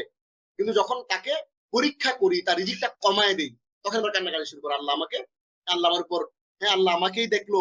হ্যাঁ, আমরা বলি না যে আল্লাহ আমাকেই মনে হয় দেখলো, আর কারো কারো বিপদ আপদ আসে না, আমারই শুধু বিপদ আপদ আসে। আসলে আল্লাহ আপনাকে অপমানিত করেন নাই। ফায়াকুল রাব্বি আহানান, সে বলে আল্লাহ আমাকে অপমানিত করেছেন। আসলে বিষয়টা তা না। আল্লাহ আপনাকে ভালোবাসে ভালোবাসেন দেখেই আপনাকে পরীক্ষা নিচ্ছেন। আকাম মানে ইস্টাবলিশ, ওয়াল্লাযীনা ইসতাজাবু লিরাব্বিহিম ওয়া আকামুস সালাহ, প্রতিষ্ঠা করা। আর যারা তাদের রবের আহ্বানে সাড়া দেয় তারা কি করে? সালাত কায়েম করে। এই আকামা শব্দ আছে 54 বার কোরআনে। আমরা ভোকাবুলারিগুলোকে দেখে নেই। আকাম আসে প্রতিষ্ঠা করেছে, আকামু তারা প্রতিষ্ঠা করেছে। আকামটা তুমি প্রতিষ্ঠা করেছো, আকামতুম তোমরা প্রতিষ্ঠা করেছো, আকামতু আমি প্রতিষ্ঠা করেছি, আকাম না আমরা প্রতিষ্ঠা করেছি। ইউকিমু সে প্রতিষ্ঠা করে করবে, ইউকিমুনা তারা প্রতিষ্ঠা করে করবে, তুকিমু তুমি প্রতিষ্ঠা করো করবে, তুকিমুনা তোমরা প্রতিষ্ঠা করো করবে, উকিম আমি প্রতিষ্ঠা করি করব, নুকিমু আমরা প্রতিষ্ঠা করি করব, আকিম তুমি প্রতিষ্ঠা করো, আকিমু তোমরা প্রতিষ্ঠা করো। ক্বাতালা মানে অভিশাপ দেয়া, যুদ্ধ করা। ক্বাতালাহুমুল্লাহ হুমুল আদু ফাহদারহুম ক্বাতালাহুমুল্লাহু আন্না ইউফাকুন। আল্লাহ বলতেছেন এরাই হচ্ছে শত্রু, অতএব এদের সম্পর্কে সচেতন হও, সতর্ক হও, আল্লাহ এদেরকে ধ্বংস করুন। ক্বাতালাহুমুল্লাহ আন্না ইউফাকুন, তারা কিভাবে সত্য থেকে ফিরে যাচ্ছে। তারা সত্য জানে, সত্য চিনে, জেনে শুনে সত্য থেকে তারা অন্ধকারের দিকে ফেরত যাচ্ছে। আল্লাহ জিনিসটা আমাদের জন্য চমৎকার করে কিন্তু উল্লেখ করে বর্ণনা করে দিয়েছেন। তাহলে আসেন, ক্বাতালা এটা আমরা ভার্বগুলো দেখি। ক্বাতালা সে যুদ্ধ করেছে, ক্বাতালু তারা যুদ্ধ করেছে, ক্বাতালতা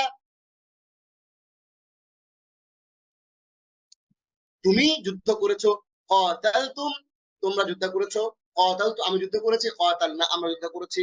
ইউকাতিলু সে যুদ্ধ করে করবে, ইউকাতিলুনা তারা যুদ্ধ করে করবে, তুকাতিলু তুমি যুদ্ধ করো করবে, তুকাতিলুনা তোমরা যুদ্ধ করো করবে, উকাতিলু আমি যুদ্ধ করি করব, নুকাতিলু আমরা যুদ্ধ করি করব। কাতিল তুমি যুদ্ধ করো, কাতিলু তোমরা যুদ্ধ করো।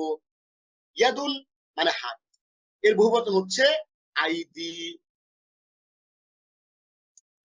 তাবারাকাল্লাযী বিয়াদিহিল মুলক ওয়া হুয়া আলা কুল্লি শাইইন কাদির। ইয়াদুন মানে হচ্ছে হাত, তাবারাকাল্লাযী বিয়াদিহিল মুলক। ইয়াদুন আইদি আইদুন শব্দটা আসছে হলো 54 বার কোরআনে। বরকতময় তিনি যার হাতে সর্বময় কর্তৃত্ব এবং তিনি সবকিছুর উপর সর্বশক্তিমান। বিয়াদিহি, ইয়াদিহি মানে তার হাতে, তার কর্তৃত্বের মধ্যে। এরপর 6 নম্বর শব্দ হচ্ছে বাসীরুন, মানে হচ্ছে দূরদৃষ্টি সম্পন্ন। এটা কোরআন আসে 53 বার।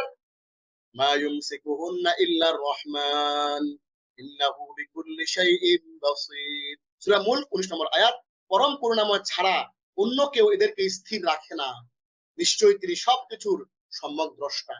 এই আসমান জমিন যা কিছু আছে সবকিছু স্থির রাখে কে? আল্লাহ। তিনি হচ্ছেন, এই জন্যই তিনি রব। জামিউন অর্থ হোল, সকল, সমুদয়। ওয়া ইন কুল্লু লাম্মা জামিউন লাদাইনা মুহদারুন। জামিউন শব্দটা কোরআনে আসছে 53 বার। আর তাদের সকলকে একত্রে আমার কাছে হাজির করা হবে। জামিউন, জামিউন হাজির করা হবে একত্রে। খরাজা মানে হচ্ছে বের হওয়া, হ্যাঁ বেরিয়ে পড়া। এইটা আসছে কোরআনে 53 বার। ফাখরাজা আলা কওমিহি ফি জিনাতি, অথবা সে তার কওমের সামনে জাঁকজমকের সাথে বের হলো। আমরা খরজার ফেলগুলো একটু দেখি।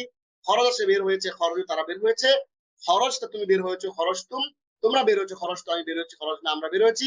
আপনারা জানেন যে আমাদের এই যে ফেলগুলো 6টা আমরা বললাম, এগুলোর টোটাল আছে 19টা।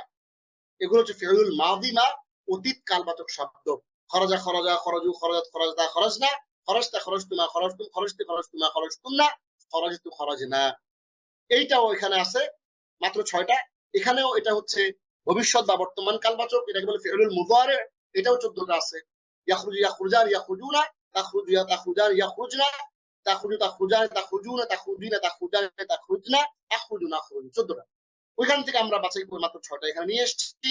ইয়াখরুজু সে বের হয় হবে, ইয়াখরুজুনা তারা বের হয় হবে, তাখরুজু তুমি বের হও হবে, তাখরুজুনা তোমরা বের হও হবে, আখরুজু আমি বের হই হব, নাখরুজু আমরা বের হই হব, উখরুজ তুমি বের হও, উখরুজু তোমরা বের হও।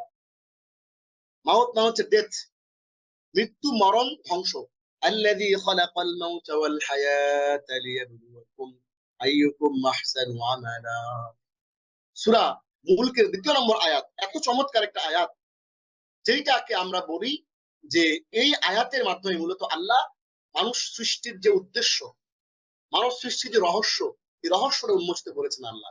আল্লাহ বলছেন যে মহিমাময় ওই সত্তা যিনি জীবন এবং মৃত্যুকে সৃষ্টি করেছেন, লিয়াবলুয়াকুম, টু টেস্ট ইউ পিপল, তোমাদেরকে পরীক্ষা করার জন্য, আইয়ুকুম আহসানু আমালা, কর্মে তোমাদের মধ্যে সর্বশ্রেষ্ঠ কে। তোমরা এই দুনিয়ার এই কর্মক্ষেত্রে তোমরা কর্মের মাধ্যমে কে নিজেকে প্রমাণ করতে পারো তোমরা সবচেয়ে শ্রেষ্ঠ, তোমরা যা কিছু করো আল্লাহর জন্যই করো। মৃত্যুবরণ করলেও আল্লাহর জন্য, জীবিত থাকলেও আল্লাহর জন্য, তোমরা কোন একটা কাজের উদ্যোগ নিলেও আল্লাহর জন্য, চুপ থাকলেও আল্লাহর জন্য, কাউকে ভালোবাসলেও আল্লাহর জন্য, কাউকে ঘৃণা করলেও আল্লাহর জন্য, একত্রিত হলেও আল্লাহর জন্য, বিচ্ছিন্ন হয়ে গেলেও আল্লাহর জন্য। ওইটা হচ্ছে লিয়াবলুয়াকুম আইয়ুকুম আহসানু আমালা। আল্লাহ যেন পরীক্ষা করতে পারেন যে তোমাদের মধ্যে কর্মে সর্বশ্রেষ্ঠ কে। তাহলে মাউত মানে হচ্ছে মৃত্যু, এটা আমরা এখানে দেখে ফেললাম। মাউত শব্দটা শেখার মাধ্যমে আমরা কোরআনের 53টা শব্দ শিখে ফেললাম। 10 নম্বর শব্দ আজওয়াজ, আজওয়াজুন। হ্যাঁ, আজওয়াজুন শব্দটা হচ্ছে বহু বচন, এইটা এক বচন হচ্ছে জাওজ, ওয়াহিদ মানে এক বচন, জোড়া। ফিহিমা মিন কুল্লি ফাকিহাতিন জাওজান। রহমান আয়াত 52, উভয়ের মধ্যে প্রত্যেক ফল থেকে থাকবে 2 প্রকারের, জান্নাতের কথা বলা হচ্ছে, 2 প্রকারের ফল থাকবে। এইটা কোরআনে আসছে 52 বার।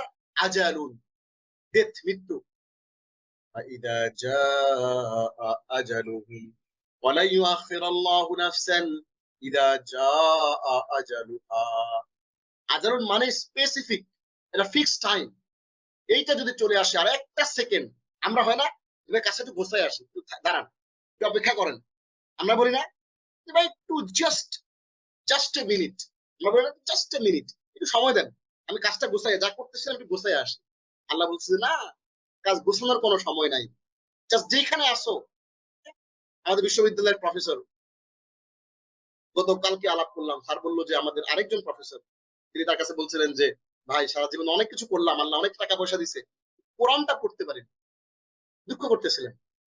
এই ভদ্রলোক, হ্যাঁ, অফিস থেকে যাওয়ার পথে গাড়ির মধ্যে এরকম হেলান দিয়ে বসে আছে, হঠাৎ করে বললো ইস আমার ঘাটটা ব্যথা করতেছে, ঘাটটা ব্যথা করতেছে। শেষ, ঘাট ব্যথা করতেছে বলতে বলতে 2 সেকেন্ডে ড্রাইভারের সামনে ব্রেন স্ট্রোক করলো, ওইখানে মারা গেল। একেবারে সুস্থ মানুষ, কোনো অসুবিধা নাই, শারীরিক কোনো প্রবলেম নাই। আল্লাহ বলতেছে না, কোনো গোছানোর কিছু নাই, তার হয়তো আগামীকালকের জন্য ফাইল গোছানোর অনেক কিছু আছে। আল্লাহ বলছে না, গোছানোর কিছু নাই, একেবারে ওয়ালা ইউআখিরুল্লাহু নাফসান ইদা জাআ আজালুহা। আল্লাহ কখনো কোনো প্রাণকে অবকাশ দেবেন না যখন তার নির্ধারিত সময় এসে যাবে। একটু কাজটা গোছা, একটু দাঁড়াও, একটু কাজটা গোছায় আসে, ফাইলটা বন্ধ করো, ফাইলটা বন্ধ করবো না, যখন আসছে তখনই, 1 সেকেন্ডের মধ্যে আপনি নাই। ওইটাই আজাল মানে হচ্ছে ডেথ, লাস্ট টাইম, নির্ধারিত সময়, মৃত্যু। যখন মৃত্যুর সময় এসে যাবে আর একটা সেকেন্ড আপনাকে গোছানোর সময় দেওয়া হবে না, আগেই প্রতি সেকেন্ডে সেকেন্ডে মুমিন গুছিয়েই থাকবে। খলকুল মানে ক্রিয়েশন। কুল হাল মিন শুরাকাইকুম মান ইয়াবদাউল খালকা সুম্মা ইউঈদু, বলো তোমাদের শরীকদের কেউ কি আছে যে প্রথম সৃষ্টি করবে অতঃপর তার পুনরাবৃত্তি ঘটাবে। দেখেন আল্লাহ বলতেছে তোমাদের সাথে যারা, তোমরা আল্লাহর সাথে যাকে শরীক করো, হ্যাঁ, দেবদেবী আমরা শরীক করি, অনেক সময় অনেক কিছুকে আল্লাহর সাথে শরীক করি। এই যে আল্লাহ বলতেছে তোমাদের শরীকদের মধ্যে এমন কেউ কি আছে যে কোন ধরনের ইয়াবদাউল খালক, উইদাউট এনি স্যাম্পল। কি হয় যে একটা জামা যখন তৈরি হয়, ধরেন কথার কথা একটা টি শার্ট তৈরি হয়, প্রথমে একটা স্যাম্পল তৈরি হয়, ওই স্যাম্পলটা থেকে একজন প্রথমে স্যাম্পলটা তৈরি করে, ওইখান থেকে দেখে দেখে আরো অনেকগুলো প্রোডাক্ট তৈরি হয়। আল্লাহ বলতেছে না, ও স্যাম্পল হবে না, ইয়াবদাউল খালকা, একেবারে নাই থেকে, জিরো থেকে শুরু করতে হবে, নাই, কিচ্ছু নাই, ওইখান থেকে তৈরি করতে হবে। এরপর আবার ওইটাকে আবার রিপিট করবে, এরকম কি কোন আছে? খলকুন মানে হচ্ছে সৃষ্টি। এটা কোরআন আসে 52 বার। আমরা খলক শব্দ শেখার মাধ্যমে কোরআনের টোটাল 52টা শব্দ আমরা শিখে গেলাম। এরপরে বলতেছে মুজরিম,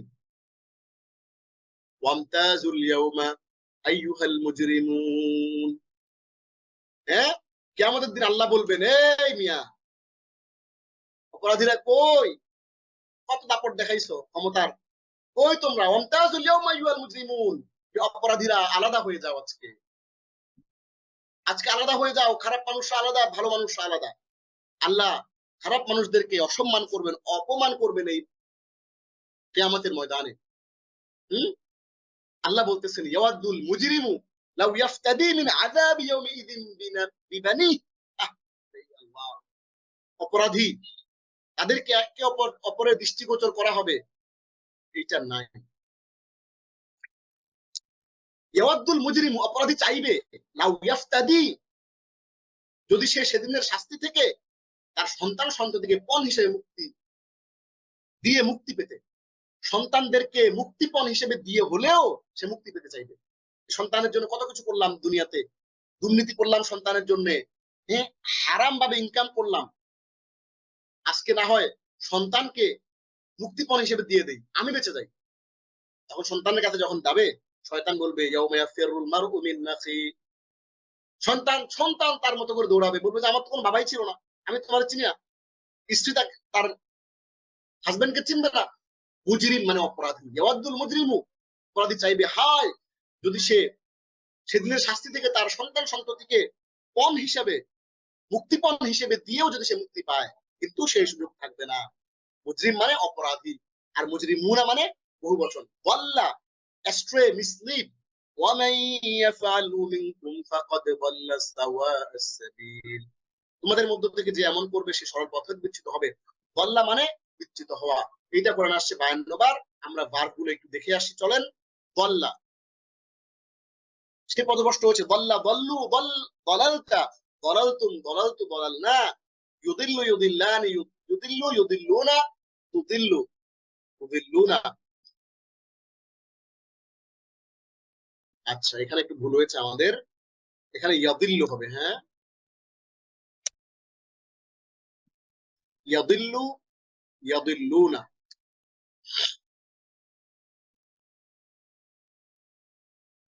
তাদিল্লু তাদিল্লুনা, আদিল্লু নাদিল্লু।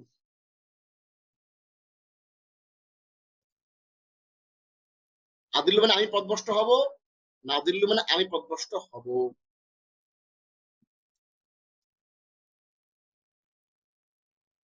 নাদিল্লু, তাহলে ইয়াদিল্লু সে পথভ্রষ্ট হয় হবে, ইয়াদিল্লু তারা পথভ্রষ্ট হবে, তাদিল্লু তুমি পথভ্রষ্ট হও হবে, তাদিল্লু তোমরা পথভ্রষ্ট হও হবে, আদিল্লু আমি পথভ্রষ্ট হই হব, নাদিল্লু আমরা পথভ্রষ্ট হই হব, দিল্লা তুমি পথভ্রষ্ট হও, দিল্লু তোমরা পথভ্রষ্ট হও। তাহলে দল্লা ইয়াদিল্লু মানে হচ্ছে পথভ্রষ্ট হওয়া, এইটার অর্থ এটা ফাকাদ দাল্লা, সে পথভ্রষ্ট হলো সাওয়াআস সাবিল, সরল পথ হতে। এই দল্লা এটা শব্দটা করে আসছে 52 বার। এরপরের শব্দ আমরা পড়ি ইফতারা। ইফতারা মানে অপবাদ দেয়া। ومن أظلم ممن افترى على الله الكذب وهو يدعى إلى الإسلام, সেই ব্যক্তির চেয়ে অধিক জালিম আর কে, যে আল্লাহ সম্পর্কে মিথ্যা রচনা করে অথচ তাকে ইসলামের দিকে আহ্বান করা হয়। অসংখ্য মানুষ আছে সমাজের মধ্যে, দেখবেন যে আপনি যখন তাকে দিনের পথে ডাকবেন, ইসলামের পথে ডাকবেন, সে কিন্তু আসে না, বারবার ডাকতেছেন, সে আসে না। তো এখানে বলা হচ্ছে তার চেয়ে বড় জালিম আর কে, হ্যাঁ, অধিক জালিম আর কে, যে আল্লাহ সম্পর্কে মিথ্যা রচনা করে। সমাজের মধ্যে কিছু মানুষ দেখবেন তারা বলে হাদিস মানা যাবে না, খালি কোরআন মানতে হবে। এই লোকগুলো হচ্ছে আল্লাহর সম্পর্কে সবচেয়ে বড় মিথ্যাবাদী, আল্লাহর সম্পর্কে সবচেয়ে বড় অপবাদ তারাই দেয়, যারা হাদিস মানে না, শুধু কোরআন মানে। আহলে কোরআন বলে তাদেরকে। তারা কেউ 2 ওয়াক্ত কেউ 3 ওয়াক্ত সালাত আদায় করে, হ্যাঁ, গোসল ফরজ হলে স্ত্রী সহবাসের পরে গোসল করে না, বলে যে এটা কোরআনে নাই। এমন মূর্খ, এমন জাহেল এবং আল্লাহর প্রতি অপবাদ তার সবচেয়ে বড় এই পৃথিবীতে আল্লাহর প্রতি মিথ্যা অপবাদ রচনাকারী হচ্ছে তারা। অথচ তারা নিজেরা দাবি করে যে আমরা কোরআন মানি, আল্লাহকে মানি, এটা হচ্ছে বড় মিথ্যা। ওমান আযলামু, সেই ব্যক্তির চেয়ে বড় জালিম আর কে যে আল্লাহ সম্পর্কে মিথ্যা রচনা করে, অথচ আপনি তাকে বুঝাইবেন যে ভাই এটা মিথ্যা, চলে আসো সঠিক পথ থেকে, সে উল্টা আপনাকে বোঝানোর চেষ্টা করে, বলছে আরে না মিয়া, তোমরা মিথ্যার মধ্যে আসো। সব আলেমরা ভুলের মধ্যে আছে, মক্কা মদিনা সবাই ভুলের মধ্যে আছে। হ্যাঁ, শুধুমাত্র সে একা, মুখে দাড়ি নাই, ছোট ছোট দাড়ি, সে হচ্ছে একা সত্যের পথে আছে। মাআযাল্লাহ, আল্লাহ আমাদেরকে হেফাজত করুক। ওমান আযলামু মিম্মান ইফতারা আলাল্লাহিল কাযিবা ওয়া হুয়া ইউদআ ইলাল ইসলাম, সেই ব্যক্তির চেয়ে অধিক জালিম আর কে যে আল্লাহ সম্পর্কে মিথ্যা রচনা করে, অথচ তাকে ইসলামের দিকে, সহিহ আকীদার দিকে তাকে আহ্বান করা হয়। ইফতারা মানে হচ্ছে অপবাদ দেয়া, মিথ্যা রচনা করা। এটা আসছে কোরআনে কতবার? 51 বার। আমরা একটু বারগুলো দেখি।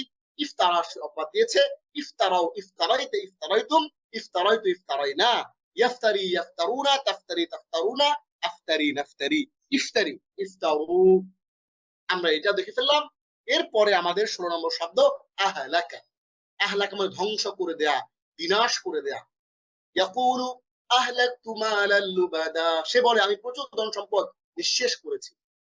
আহলাকা মানে হচ্ছে সে ধ্বংস করেছে। আহলাকা, আহলাকু, আহলাকতা, আহলাকতুম, আহলাকতু, আহলাকনা, ইউহলিকু, ইউহলিকুনা, তুহলিকু, তুহলিকুনা, উহলিকু, নুহলিকু, আহলিক, আহলিকু। যেহেতু এগুলো আপনারা বুঝেন, জানেন, হ্যাঁ অলরেডি আমরা এগুলো পড়েছি, এই জন্য আমরা শব্দগুলো অর্থগুলো আর বললাম না। 17 নম্বর শব্দ, আজকে আমরা 25 শব্দ পড়বো। 17 নম্বর শব্দ হচ্ছে আহিয়া, মানে জীবন দান করা। ওয়া আন্নাহু হুয়া আমাতা ওয়া আহিয়া, আর নিশ্চয়ই তিনি মৃত্যু দেন এবং তিনি জীবন দেন। 51 বার এই শব্দটা কোরআনে আসছে। আমরা একটু দেখি ভার্বগুলা। আহিয়া, আহিয়াউ, আহিয়াইতা, আহিয়াইতুম, আহিয়াইতু, আহিয়াইনা, ইউহয়ি, ইউহয়ুনা, তুহয়ি, তুহয়ুনা, উহয়ি, নুহয়ি, আহয়ি, আহয়ু। হ্যাঁ, যারা মানুষের ছবি অঙ্কন করে, কিয়ামতের দিন তাদেরকে বলা হবে আহয়ু মা খালাকতুম। হ্যাঁ, আহয়ু মা সাওয়ারতুম, এর অর্থ হচ্ছে এই রাতে তোমরা যে মানুষের ছবি আঁকছিলা, পোর্ট্রেট আঁকছিলে, ওগুলাকে জান দাও। তার মানে হচ্ছে মানুষের ছবি আঁকা নিষিদ্ধ। আপনি আঁকতে পারবেন একমাত্র ন্যাচারাল পিকচার্স, প্রকৃতির ছবি, গাছ গাছালি, পাক পাখালি, আপনি গাছ গাছালির ছবি আঁকতে পারবেন, কিন্তু মানুষের পোর্ট্রেট আঁকতে পারবেন না। কিয়ামতের দিন বলা হবে আহয়ু মা খালাকতুম, আহয়ু মা সাওয়ারতুম, তোমরা যে ছবি আঁকছিলা ওইটাকে জীবন দাও, ওইটার প্রাণ দাও। এরপরে শব্দ 18 নম্বর তাহতা, আন্ডার, নিচে। তাহতা এই শব্দটা কোরআনে আসছে কতবার? 51 বার। জাযাউহুম ইনদা রাব্বিহিম জান্নাতু আদনিন তাজরি মিন তাহতিহাল আনহার, তাদের রবের কাছে তাদের পুরস্কার হবে স্থায়ী জান্নাত, যার পাদদেশে নহর সমূহ প্রবাহিত। তাহতুন মানে নিচে, হ্যাঁ তার নিচ দিয়ে, পাদদেশে মানে হলো নিচ দিয়ে, তাহতিহা তার নিচ দিয়ে নহর সমূহ প্রবাহিত হবে। আপনি যে জান্নাতে থাকবেন, হ্যাঁ তার নিচে দিয়ে বড় বড় নহর, নহর মানে কি? নদী, নদীর নালা প্রবাহিত হবে। হাদিসের মধ্যে আসছে কিছু থাকবে মধুর নহর,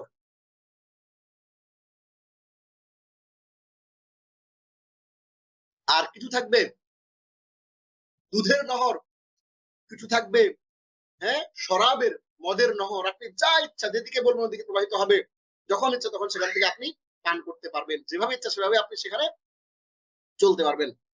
তাহতা আসছে 51 বার। তাযাক্কারা মানে হচ্ছে স্মরণ করা। ওয়ালা বিকাউলি কাহিন কালিলাম মা তাযাক্কারুন, আর কোন এটা গণকের কথাও নয়, কোরআনের কথা বলা হয়েছে। এই কোরআনটা কোন গণকের কথা নয়। হ্যাঁ, এই কোরআনটা হচ্ছে একমাত্র আল্লাহ রাব্বুল আলামিনের বক্তব্য, আল্লাহর বাণী, আল্লাহর কথা। আপনারা কোরআনকে কাছে ধরে রাখার চেষ্টা করবেন। আমরা অনেকেই আছি যে আমরা কি করি, শুধুমাত্র ডিভাইসে কোরআন পড়ি। হ্যাঁ, আমরা ডিভাইসে অনেকেই বেশিরভাগ সময় কোরআন পড়ি, কোরআন কাছে রাখি না। একটা কোরআন কাছে রাখবেন এবং কোরআনের মধ্যে এরকম একটা জায়গা থাকবে যেখানে আপনি কিছু নোট নেওয়ার জন্য একটা নোট রাখবেন, অথবা আপনার পড়ার চিহ্ন রাখবেন। এই জন্য কোরআনকে কাছে কাছে রাখা খুবই জরুরি। আপনি যত কোরআন থেকে ক্লোজ থাকবেন, আপনার জীবনটা তত সুন্দর হবে। আল্লাহ কি আপনাকে ভালোবাসে কিনা এই জিনিসটা জাস্টিফাই করা, জাজ করার একমাত্র পদ্ধতি হচ্ছে আপনি আজকের দিনে কোরআন পড়েছেন কিনা, কোরআন তেলাওয়াত করেছেন কিনা সেইটা যাচাই করা। আজকের দিনে আপনি যদি কোরআন একবারের জন্য টাচ করে থাকেন, ছুঁয়ে থাকেন, কোরআনের যে একটা পৃষ্ঠা পড়ে থাকেন, তাহলে বুঝবেন আল্লাহ আপনাকে ভালোবাসে। আল্লাহ আপনাকে ভালোবাসে এর প্রমাণ হচ্ছে এইটা যে আল্লাহ আপনাকে কোরআনটাকে কাছাকাছি থাকার তৌফিক দিয়েছেন। ছোট্ট একটা তাফসিরের কিতাব, 30 পারা তাফসিরের মধ্যে আছে আরবি টু আরবি, এরকম 2-4টা তাফসিরের কিতাবও হাতের কাছে রাখবেন, যাতে করে কোন একটা আয়াতে যদি আপনার কোনো অসুবিধা হয়, বুঝতে সমস্যা হয়, আপনি যেন সেখান থেকে দেখে জিনিসটাকে শিখে নিতে পারেন। আমরা চলে আসি আমাদের লেসনে। এই কোরআনটা কোনো গণকের কথাও নয়, আর আল্লাহ বলতেছেন তোমরা কমই উপদেশ গ্রহণ করো।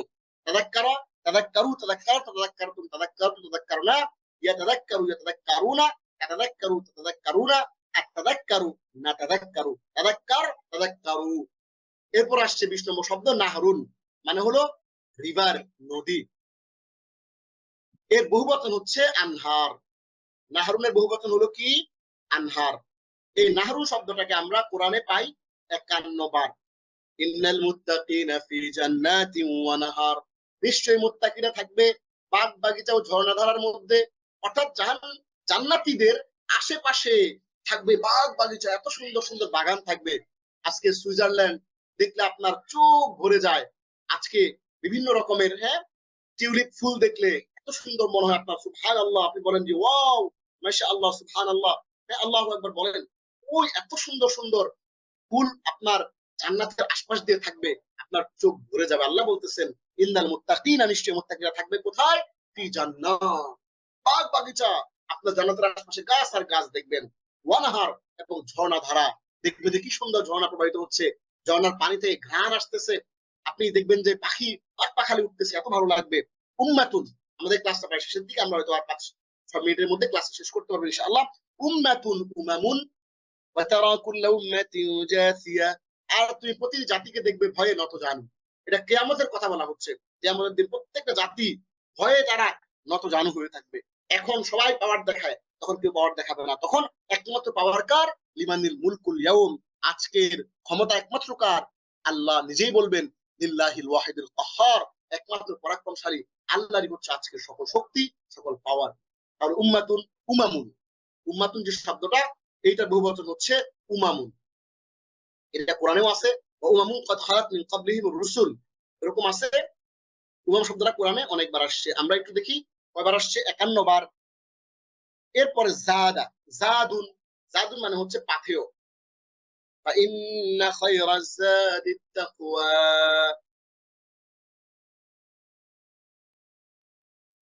তাকওয়া হচ্ছে সবচেয়ে ভালো। কি? তাকওয়া হলো সবচেয়ে ভালো। আমরা যেই কি করি, পাথেয় গ্রহণ করি। ধরেন আপনি কোথাও ঘুরতে যাবেন, আমরা তখন কিছু কাপড় চোপড় নেই, খাবার দাবার নেই না, ওইটা। ওই জাত হচ্ছে হজের সময় সবচেয়ে বড়। টাকা পয়সা না, স্বর্ণ গয়না কেনার জন্য আপনি হজে যাওয়ার সময় টাকা পয়সা ম্যানেজ করে নিয়ে যাচ্ছেন, এটা প্রয়োজন নাই। আপনি সাথে করে তাকওয়া নিয়ে যাবেন, এটাই হচ্ছে সবচেয়ে শ্রেষ্ঠ আপনার পাথেয়। জাদুল শব্দের অর্থ হলো পাথেয়। এটা কোরআনে আসছে 49 বার। নিশ্চয়ই উত্তম পাথেয় হচ্ছে তাকওয়া। কাতাবা, লেখা। কাতাবাল্লাহু লা আগলিবান্না আনা ওয়া রুসুলি ইন্নাল্লাহা কাওয়িয়্যুন আজিজ, আল্লাহ লিখে দিয়েছেন যে আমিও আমার রাসূলগণ অবশ্যই বিজয়ী হব। আল্লাহ এবং তার রাসূল এবং তার রাসূলের পথে যারা চলে তারাই সবচেয়ে বড় বিজয়ী, তাদের উপর বিজয়ী আর কেউ নাই। আমরা একটু দেখি কাতাবা, কাতাবু কাতাবাতা কাতাবাতুম কাতাবাতু কাতাবানা ইয়াকতুবু ইয়াকতুবুনা তাকতুবু তাকতুবুনা আকতুবু নাকতুবু। এরপরে মাত্র 2টা শব্দ আমরা পড়ব আজকে, আমাদের ক্লাসটা শেষ। গায়বুন অর্থ হচ্ছে অ্যাবসেন্ট, লুকায়িত, অদৃশ্য। ওয়া মা হুয়া আলাল গায়বি বিযানিন, আর সে তো গায়েব সম্পর্কে কৃপণ নয়। সূরা তাকবীর। গায়বুন শব্দটা কোরআনে আসছে 49 বার। এরপরে মুশরিক, এর বহুবচন হচ্ছে মুশরিকুনা। আমরা এই শব্দটা কোরআনে পাই কয়বার? 49 বার। এই শব্দ তো বাংলা শব্দের মতো মুশরিক। মুশরিক শব্দ এমন নাই এখানে কেউ যে মুশরিক জানে না। মুশরিক মানে হচ্ছে আল্লাহর সাথে যারা শরীক করে। ওয়াজ্জানিয়াতু লা ইয়ানকিহুহা ইল্লা জানিন আও মুশরিক।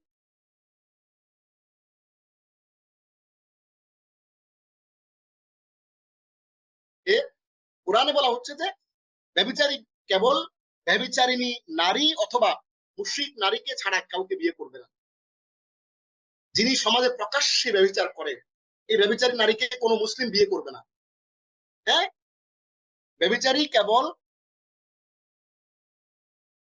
ব্যভিচারী, ওয়াল-জানিয়াতু লা ইয়ানকিহুহা ইল্লা জানিন আও মুশরিক।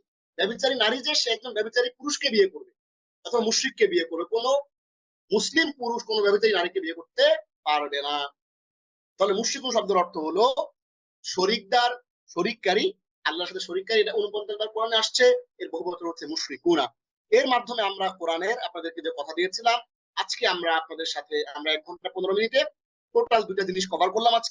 আমরা আজকে প্রশ্ন উত্তরে কোরআনে বহুল আলোচিত 10 জন নবী ও রাসূলদের নাম পড়লাম এবং তাদের নামের যে কোরআনিক শব্দ ভান্ডার সেটা জানলাম, এবং অগ্রাধিকার ভিত্তিতে আমরা কোরআনের 185 থেকে 225 পর্যন্ত মোট 40টি শব্দ আমরা পড়েছি আজকে, আলহামদুলিল্লাহ। আমি আপনাদেরকে ছোট্ট করে আজকে ক্লাসের ভিতরে একটা জিনিস একটু দেখাতে চাই। এটা দেখাটা আপনাদের জন্য একটু জরুরি এবং আপনাদের জন্য জানাটা জরুরি। কেউ ক্লাস থেকে আপাতত একটু বের হবেন না, আমি জিনিসটা একটু দেখাই আপনাদেরকে। দেখেন, আমরা ইনশাআল্লাহ এখানে ফাইল দেখতে পাচ্ছেন, এটা হচ্ছে আমাদের টোটাল যেই কোর্সটা আমরা করছি, এই কোর্সের কারিকুলাম। কোর্স কারিকুলাম, এখানে আমরা কি কি শিখছি প্রত্যেকটা ক্লাস থেকে এগুলো এখানে নোট ডাউন করা আছে। দেখেন, আমরা আজকে পর্যন্ত টোটাল 24টা ক্লাস করেছি। আমাদের 90% হচ্ছে আউটকাম।